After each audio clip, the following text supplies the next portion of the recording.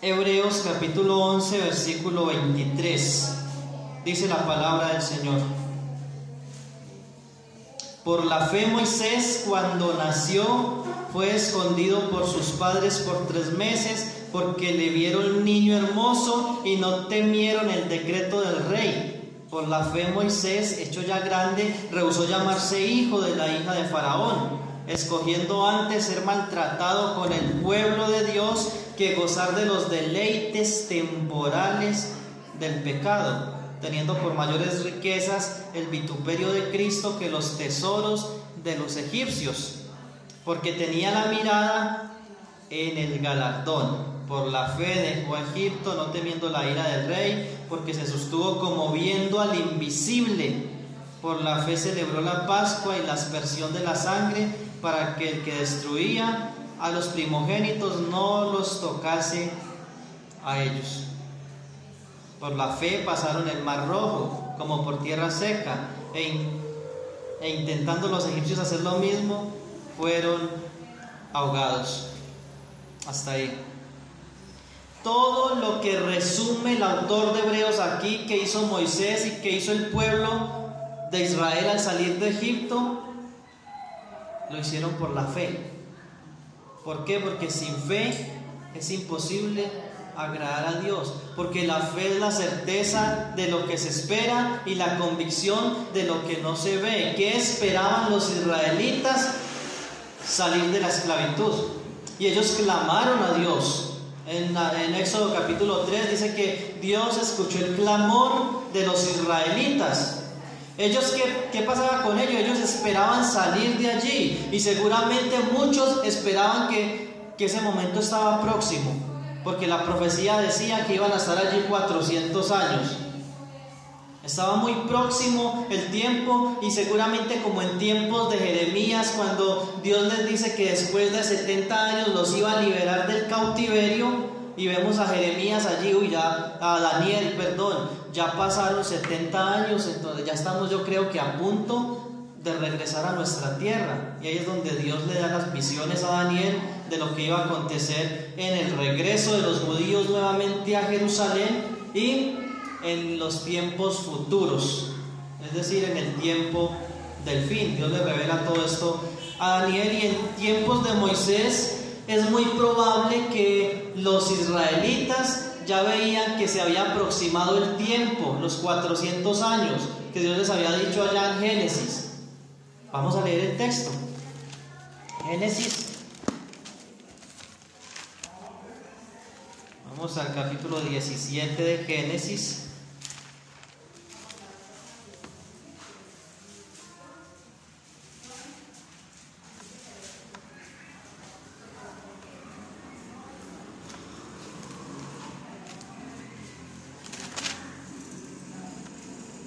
Perdón, 15. Génesis 15,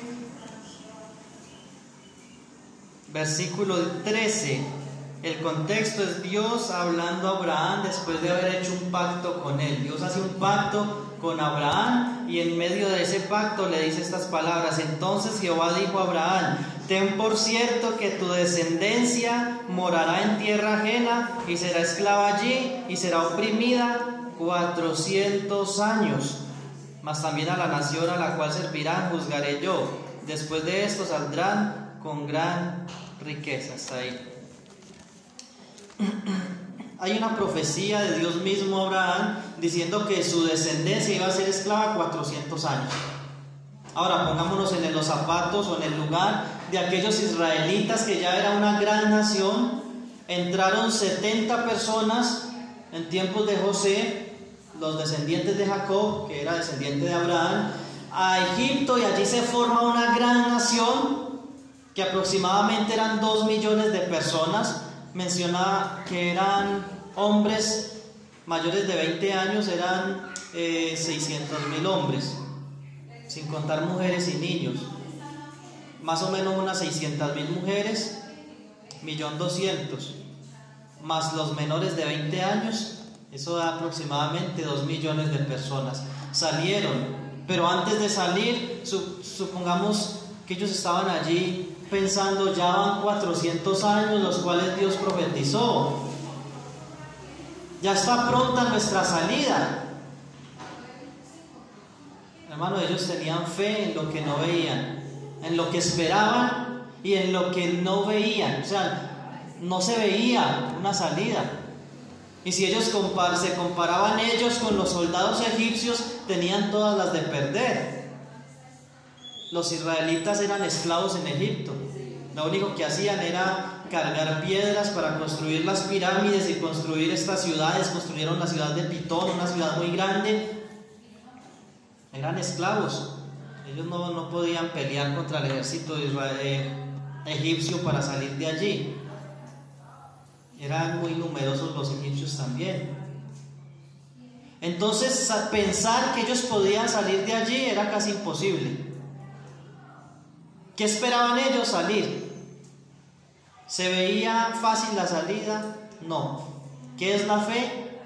La certeza de lo que se espera y la convicción de lo que no se ve. Ahora bien, el representante de ellos fue Moisés.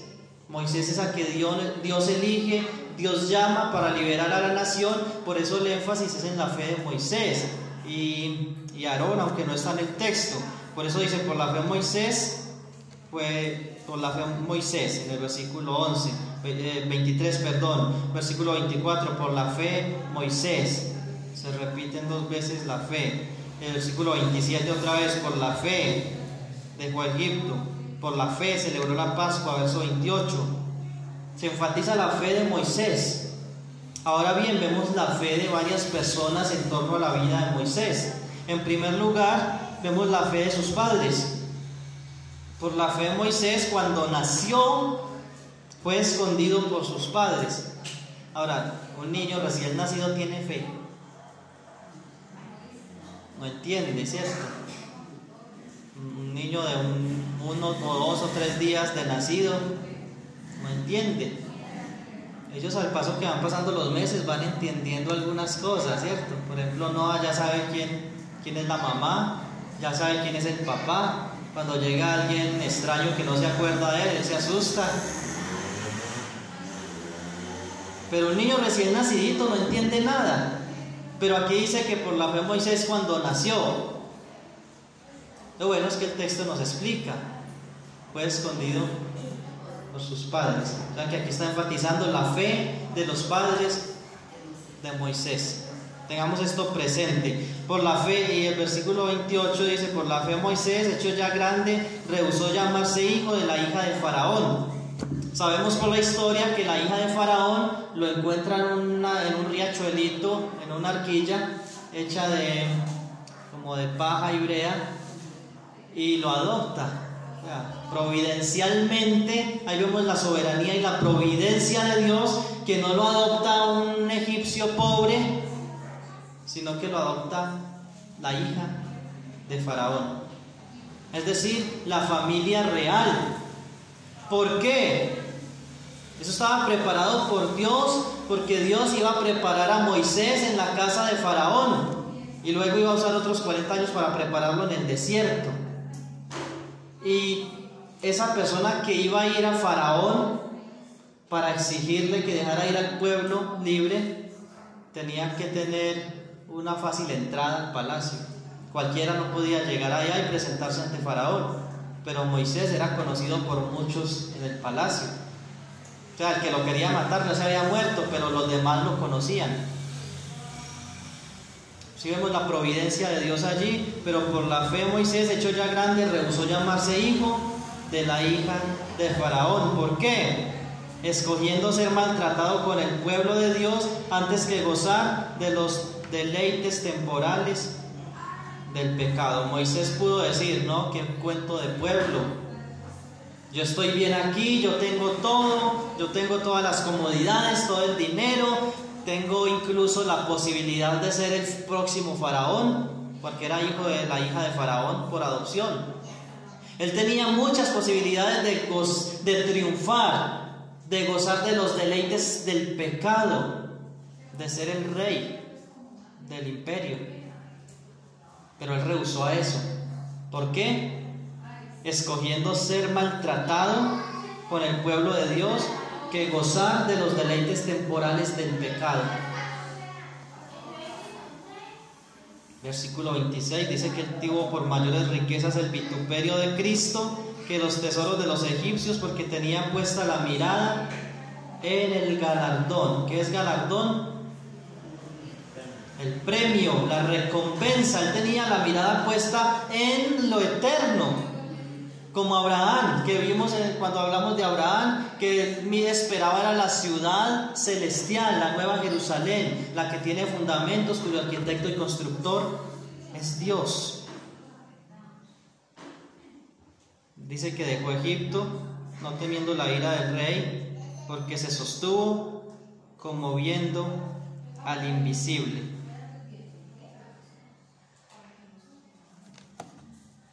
Escogió ser maltratado con el pueblo de Dios que gozar de los deleites del pecado y deleites temporales, ¿cierto?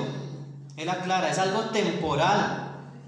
El número 2 dice que él tenía puesta la mirada en el galardón, y número 3, se sostuvo como viendo al invisible. Hermanos, 3 cosas tremendas para nuestra vida que debemos tomar en esta tarde ya para cada uno de nosotros. Pero vamos a mirar una por una en estos 20 y algo minuticos que nos quedan. Vamos a mirar una por una. Pero antes de eso yo les invito a que miremos un pasaje en Romanos y dejemos ahí marcadito con el dedo, con algo ahí el texto de Hebreos. Romanos capítulo 12.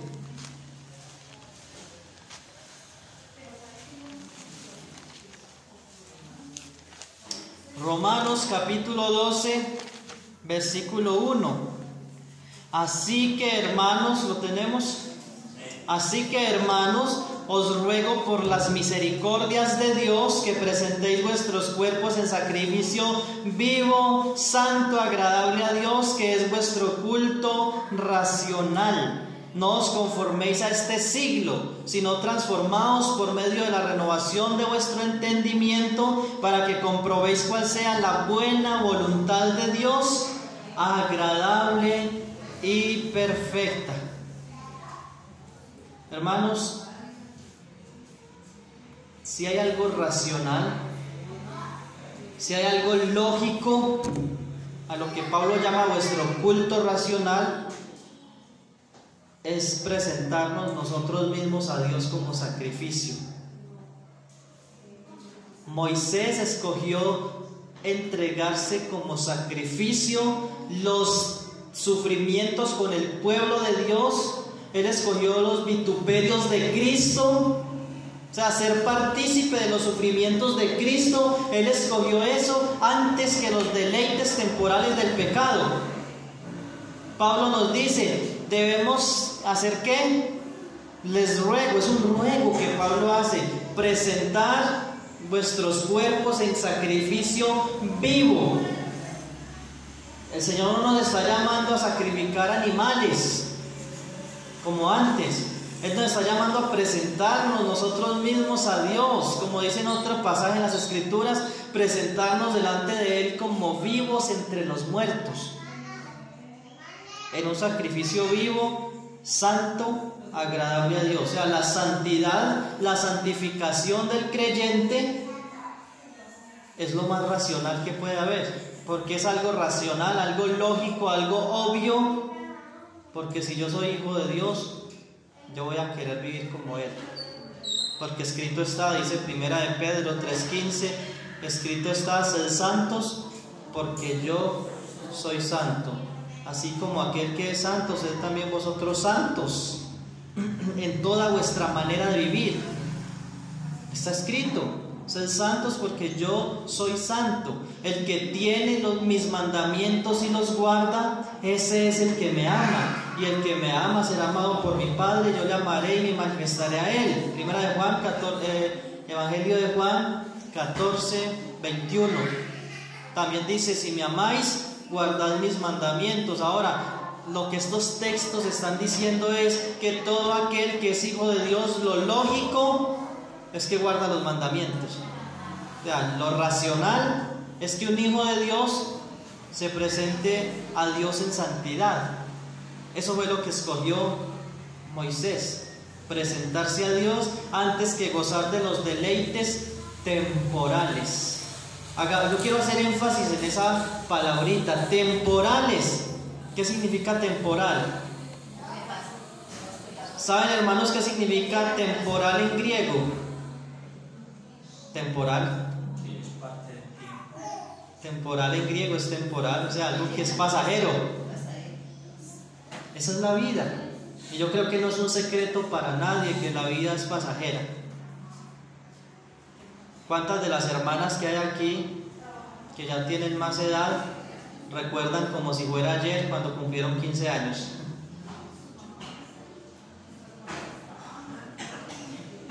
¿Cuántos de los hombres que vemos aquí recordamos nuestra niñez?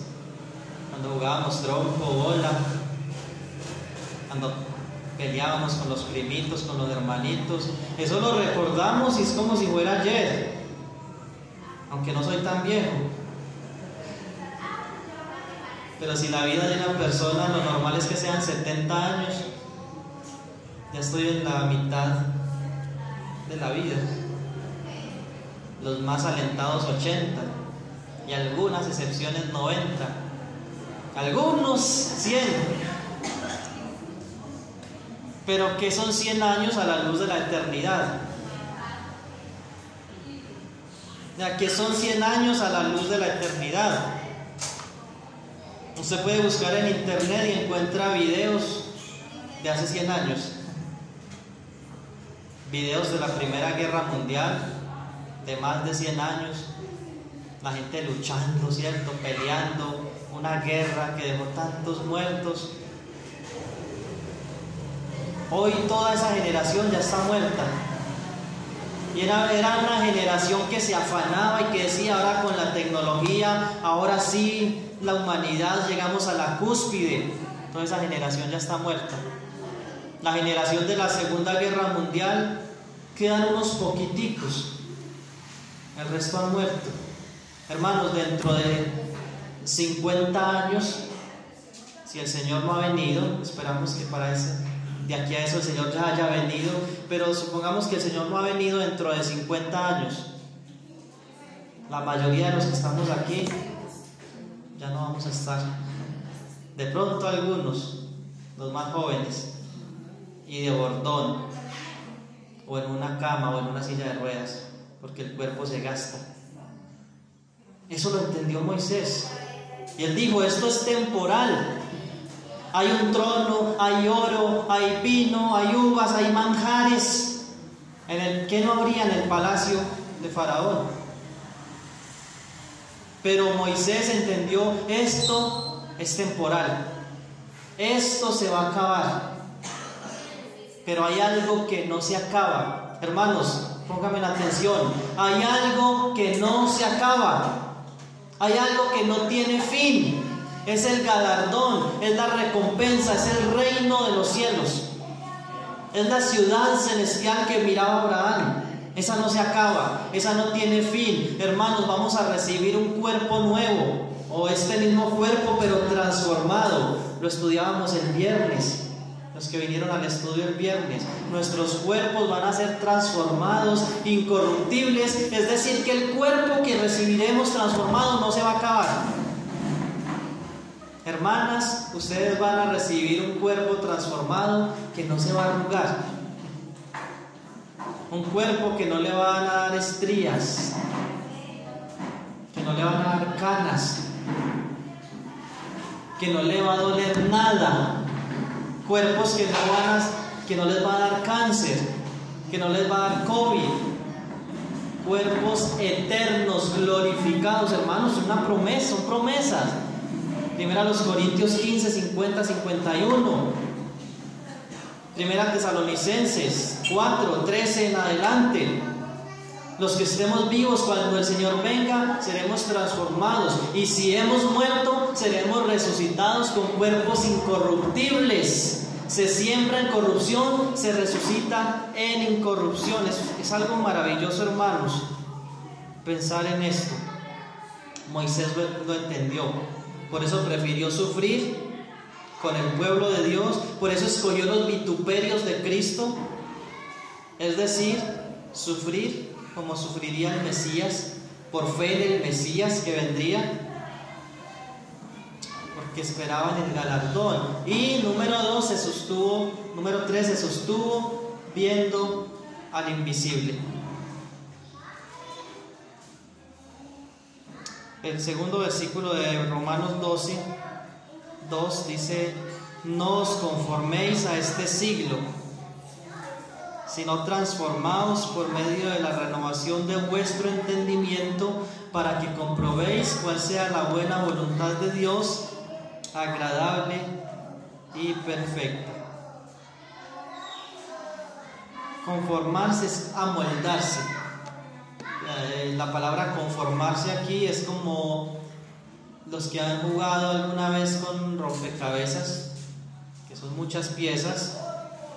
Hay unos fáciles de armar, otros más difíciles, pero cada piecita encaja donde es, ¿cierto? Ahí, si a usted se le pierde una pieza, se encarta, ¿cierto? Conformarse a este mundo es como encajar en el mundo. ¿Cómo encaja un cristiano en el mundo? Haciendo las cosas que son normales para el mundo, ¿cierto? Los del mundo bailan, entonces yo voy a bailar. Los del mundo se emborrachan, ¿qué voy a hacer yo? Pues yo no se me da por nada sentarme en una mesa donde están tomando trago y voy a tomar. Y si no tomo, pues voy a hacer de mal testimonio. Los del mundo entran a los casinos a jugar. Vamos para el casino, juguémonos estos 50,000 pesitos. ¿Quién quita que de pronto vaya y me gane unos 500,000? Pero el ambiente allí es pesado. El ambiente allí no es bueno. La palabra mundo, sin embargo, aquí es la palabra aion en el griego, que se traduce mundo, pero en algunas otras partes se traduce como siglo. Por ejemplo, cuando dice en los evangelios mucho la expresión este siglo y el venidero, por ejemplo dice Jesús que el que blasfema contra el Espíritu Santo no le será perdonado ni en este siglo ni en el venidero. La palabra es aion, ni en este aion ni en el venidero. Es la misma palabra que se usa en Romanos 12:2. No os conforméis a este aion, a este siglo. Y se traduce en muchos otros lugares como mundo. La misma palabra que aquí se traduce siglo, se traduce como mundo. O sea que, hermanos, este siglo o este mundo es el sistema de cosas pecaminosas que hay en esta tierra. O sea, el mundo no es malo en sí mismo, y me estoy refiriendo a la tierra, ¿cierto? O a ciertas cosas. La medicina de este mundo, por ejemplo, ¿será que la medicina es pecado? Pues para algunos hermanos muy legalistas, sí. Yo no voy al médico porque Dios es el que me va a sanar. Y una vez en el 2014 fui a Sevilla Valle, y de Sevilla Valle más allá había un pueblito llamado Ceilán. No sé cuántos lo conocen de pronto. Ceilán. En ese pueblo fuimos a visitar a un hermano y tuvimos un debate con él, porque él decía, si un cristiano va al médico, eso es pecado.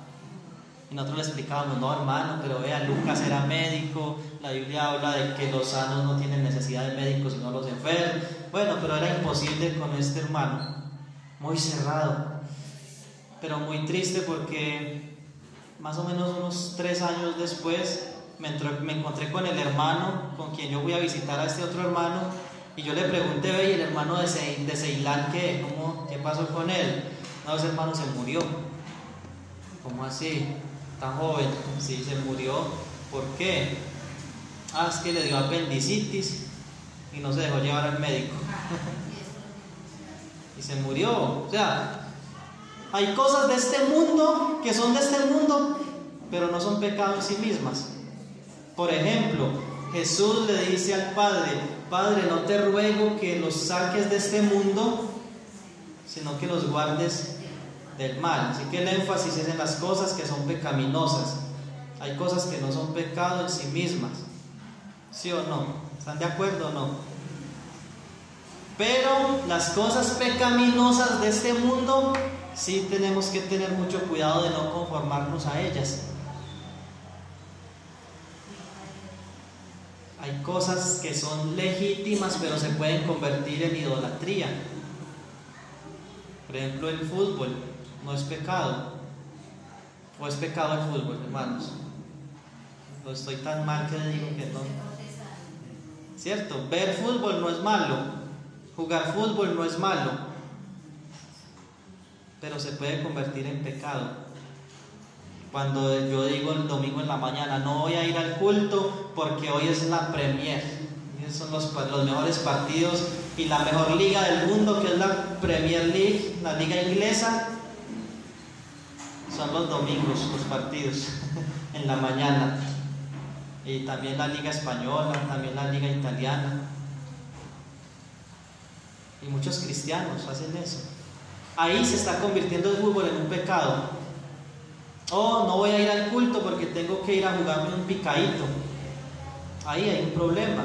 No en el fútbol en sí mismo, sino cuando convertimos, y es un ejemplo, hay muchas otras cosas, muchísimas cosas. Hermanos, cuando algo se convierte en un ídolo, cosas de este mundo que no son malas en sí mismas se convierten en pecado. Por eso dicen, no se conformen a este mundo. Hermanos, hay tanto tiempo en el que una persona puede estudiar, pero hay jóvenes que escogen estudiar los domingos y hasta ahí llega su vida espiritual. ¿Es malo estudiar? No. ¿Cambiar al Señor por el estudio? Sí. Incluso el trabajo, incluso la familia, muchas otras cosas. Y no estoy siendo aquí absoluto, porque hay empresas donde a veces obligan a los trabajadores a ir los domingos y estamos sometidos a una autoridad. Pero yo me estoy refiriendo cuando depende de nosotros. Cuando depende de nosotros. Por ejemplo, si yo tengo una finca y dejo el domingo para ir a hacer un trabajo, ahí hay un problema, porque yo soy el que estoy manejando mi tiempo. O me voy para un paseo el domingo, a un río, a pasear, ¿cierto? A cine, a cualquier cosa. Cosas que no son malas en sí mismas, pero que se vuelve algo pecaminoso cuando se vuelve una manera de vivir, que cambiamos estas cosas por el Señor.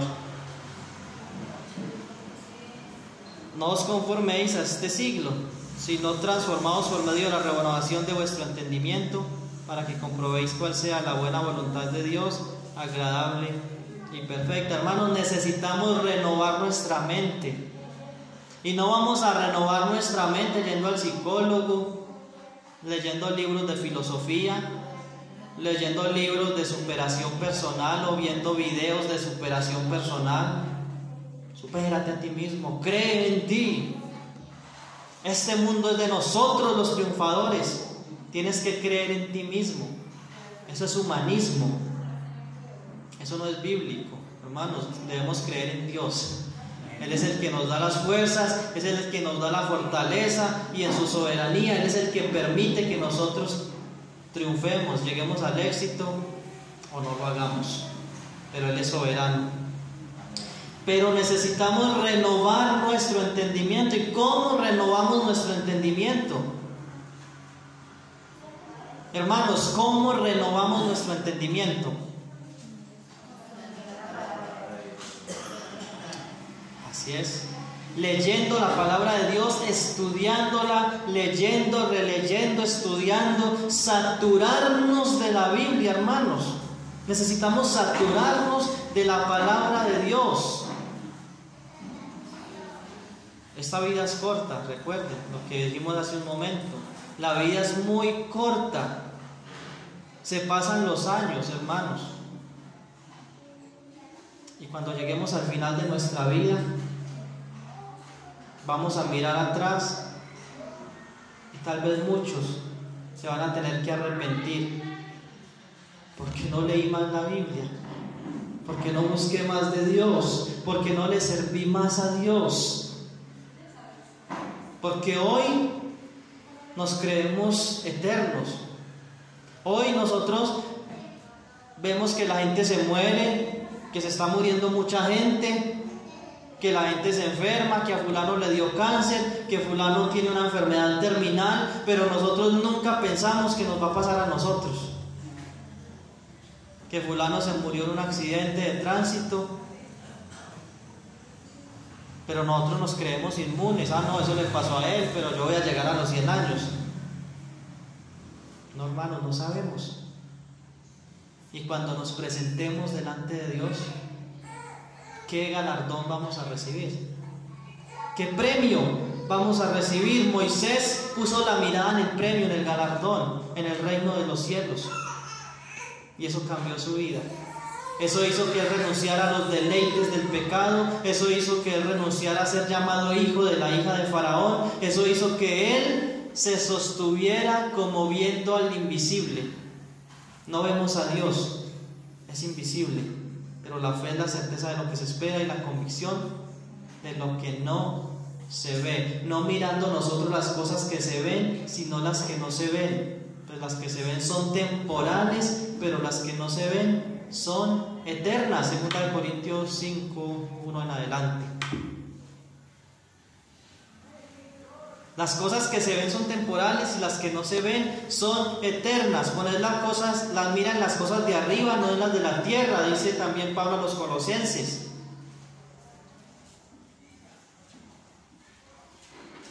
Por eso es necesario que renovemos nuestro entendimiento. Hermanos, estamos en un tiempo que se conoce como el posmodernismo. En la Edad Media, la Iglesia católica era la que tenía la última palabra, y con lo que los católicos dijeran, eso era ley. O sea, todo el mundo creía lo que decía la Iglesia católica. Si alguien decía la tierra es redonda, ¿qué pasaba? La Inquisición lo mataba por decir que la tierra era redonda. ¿Por qué? Porque la iglesia decía que no, que era plana. Pero si alguien te llevaba la contraria, lo mataban. ¿Por qué? Porque la última palabra la tenía que la religión. Pero llegó otra época, el modernismo, a finales del siglo XIX, o casi todo el siglo XIX, y parte del siglo XX hasta los años 50 más o menos, o no, hasta los 60, que ocurrió algo en los 60, y era que en el modernismo la ciencia tenía la última palabra. Ya no era la religión, era la ciencia. Y si la ciencia decía la tierra es redonda y daba evidencias, ¿qué hacía la gente? Creer. Si la ciencia decía un hombre tiene unas hormonas diferentes a las de una mujer, y científicamente un hombre nace siendo hombre y muere siendo hombre, y científicamente una mujer nace siendo mujer y muere siendo mujer, la ciencia lo dice, ¿qué hacía la gente? Lo creía, aunque también se les iban las luces a los científicos, ¿cierto? En algunas cosas, pero casi en todo acertó la ciencia. ¿Y qué hacía la gente? La ciencia tiene la última palabra. Pero en los 60s, en la época de los hippies, paz y amor, en la época de la marihuana, el desenfreno, todo eso, en los 60s, ¿qué ocurrió?